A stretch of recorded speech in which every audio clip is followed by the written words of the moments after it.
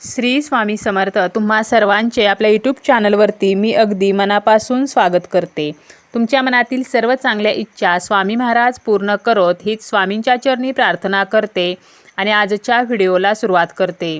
आजच्या व्हिडिओमध्ये आपण पाहणार आहोत ते म्हणजे उद्या विनायक चतुर्थी आहे आणि या दिवशी तुम्ही गणपती बाप्पांना मनोकामना पूर्ण व्हाव्यात म्हणून काही वस्तू अर्पण करायच्या आहेत।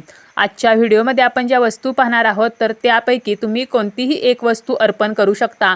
तसेच आपल्या मुलांची शिक्षणामध्ये प्रगती व्हावी, त्यांची बुद्धी तीक्ष्ण व्हावी, स्मरणशक्ती सुधारावी यासाठी आईने आपल्या मुलांसाठी 21 हिरव्या मुगाचा अतिशय साधा सोपा प्रभावी उपाय सुद्धा करायचा आहे। तो उपाय सुद्धा आपण या व्हिडिओमध्ये पाहणार आहोत। व्हिडिओला सुरुवात करण्या अगोदर तुम्ही जर चॅनलवरती नवीन असाल, पहिल्यांदाच माझे व्हिडिओ पाहत असाल तर चॅनलला सबस्क्राइब करा। व्हिडिओ जर तुम्हाला माहितीपूर्ण वाटला तर व्हिडिओला लाईक करा। प्रत्येक महिन्यामध्ये 2 चतुर्थी येत असतात। एक असते ती म्हणजे कृष्ण पक्षामध्ये आणि एक असते ती म्हणजे शुक्ल पक्षामध्ये। कृष्ण पक्षात येत असते ती संकष्टी चतुर्थी आणि शुक्ल पक्षात येणारी विनायक चतुर्थी जी उद्या आलेली आहे। या दिवशी आपण गणपती बाप्पांची पूजा करत असतो, उपासना करत असतो। आपण बघा, बाप्पांची जर पूजा केली तर बाप्पा आपल्याला कधीही निराश करत नाहीत। ते त्यांच्या भक्तांना त्याचे फळ जे आहेत तर ते देतच असतात। म्हणूनच आपल्याला काही उपाय या दिवशी करायचे आहेत, कारण विनायक चतुर्थी ही गणपती बाप्पांना समर्पित आहे। तर तुम्ही या दिवशी घरीच किंवा मंदिरामध्ये जाऊन बाप्पांना काही वस्तू ज्या आहेत तर ते अर्पण करू शकता। तर यापैकी सर्वात महत्त्वाचं म्हणजे बघा, तुम्हाला जर शक्य असेल तर तुम्ही मंदिरामध्ये जा, शक्य नसेल तर मात्र या वस्तू तुम्ही घरी सुद्धा अर्पण करू शकता। परंतु मंदिरामध्ये आपल्या घरापेक्षा जास्त प्रमाणामध्ये सकारात्मकता असते। तर तुम्हाला काय करायचं आहे, 21 दुर्वा गणपती बाप्पांना अर्पण करायच्या आहेत। दुर्वा घेताना सुकलेल्या नसाव्यात, त्या हिरव्या आणि व्यवस्थित असाव्यात, 3 दले असलेल्या असाव्यात। तर अशा 21 दुर्वा अर्पण करायच्या आहेत। तुमची जर काही कामे अडकलेली असतील, बऱ्याच दिवसापासून रखडून पडलेली असतील तर ती कामे पूर्ण व्हावीत यासाठी तुम्ही हा उपाय करू शकता।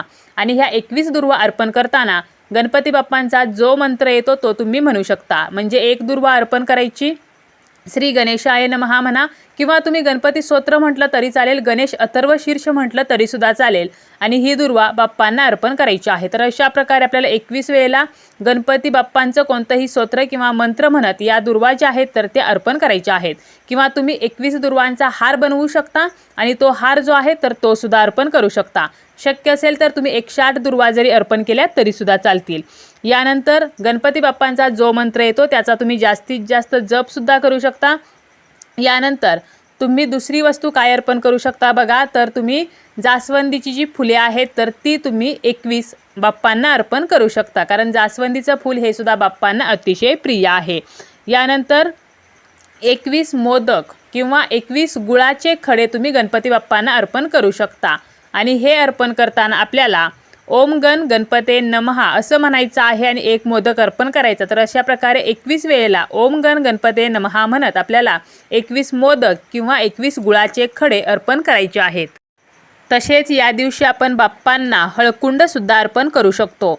घरी जर तुम्ही करणार असाल तर अगोदर बाप्पांची पूजा करायची आणि यानंतर हळकुंड जे आहे तर ते बाप्पांना अर्पण करायचे आहे। आपल्या जीवनातील सर्व संकटे नष्ट व्हावीत म्हणून आपण हे हळकुंड बाप्पांना अर्पण करायचं आहे। आणि यानंतर तुम्हाला काय करायचं आहे बघा, हे जे हळकुंड आहे तर ते तुम्हाला दुसऱ्या दिवशी विसर्जित करायचं आहे। मग तुम्ही ते एखाद्या मातीमध्ये विसर्जित करा किंवा पाण्यामध्ये जरी विसर्जित केलं तरी सुद्धा चालेल। किंवा तुम्ही काय करू शकता, तर एखादं लाल कापड जे आहे तर ते घ्या आणि त्यामध्ये हे जे हळकुंड आहे तर ते ठेवा। आणि यानंतर हे जे हळकुंड आहे तर त्या लाल कपड्यामध्ये गुंडाळल्यानंतर गणपती बाप्पांच्या चरणाजवळ तुम्हाला ठेवायचं आहे आणि बाप्पांचं स्मरण करून प्रार्थना करायची आहे की माझ्या घरामध्ये आर्थिक समस्या कमी व्हाव्यात, माझ्या घराची प्रगती व्हावी। म्हणजे आपल्या घरामध्ये जर पैसा टिकत नसेल तर तुम्ही हा हळकुंडाचा उपाय जो आहे तर तो सुद्धा करू शकता। आणि हे हळकुंड तसंच तिजोरीमध्ये ठेवलं तरी सुद्धा चालेल। तर अशा प्रकारे तुम्ही हळकुंडाचे जे साधे सोपे उपाय आहेत तर ते सुद्धा करू शकता। तसेच या दिवशी आपण गणपती बाप्पांना 21 तांदूळ जे आहेत तर ते अर्पण करू शकता। 21 तांदूळ जे आहेत तर आपल्याला काय करायचं आहे, हळदी कुंकवाने हे जे तांदूळ आहेत तर ते रंगीत करून घ्यायचे आहेत। हळदी कुंकवाने हे तांदूळ रंगीत करून घेतल्यानंतर आपल्याला गणपती बाप्पांच्या चरणावर अगोदर जास्वंदीचं फूल अर्पण करायचं आहे आणि यानंतर या जास्वंदीच्या फुलावरती एक एक करत हे 21 तांदूळ जे आहेत तर ते अर्पण करायचे आहेत। आणि हे तांदूळ अर्पण करताना आपल्याला एक मंत्रसुद्धा म्हणायचा आहे. तो मंत्र असा आहे, इदम अक्षतम ओम गण गणपते नमः. इदम अक्षतम ओम गण गणपते नमः. तर हा मंत्र म्हणत तुम्ही हे तांदूळ अर्पण करू शकता. आता आईने मुलाची बुद्धी तीक्ष्ण व्हावी यासाठी हिरव्या मुगाचा एक उपाय करायचा आहे. 21 हिरवे मूग घ्यायचे आहेत आणि ते आपल्याला गणपती बाप्पांना अर्पण करायचे आहेत. एक मूग अर्पण करायचा आणि ओम गण गणपते नमः असं म्हणायचं. तर अशा प्रकारे 21 मूग जे आहेत तर ते बाप्पांना नक्की अर्पण करावेत, ज्यामुळे आपल्या मुलांची स्मरणशक्ती सुधारेल आणि मुलाची बुद्धी तीक्ष्ण होईल.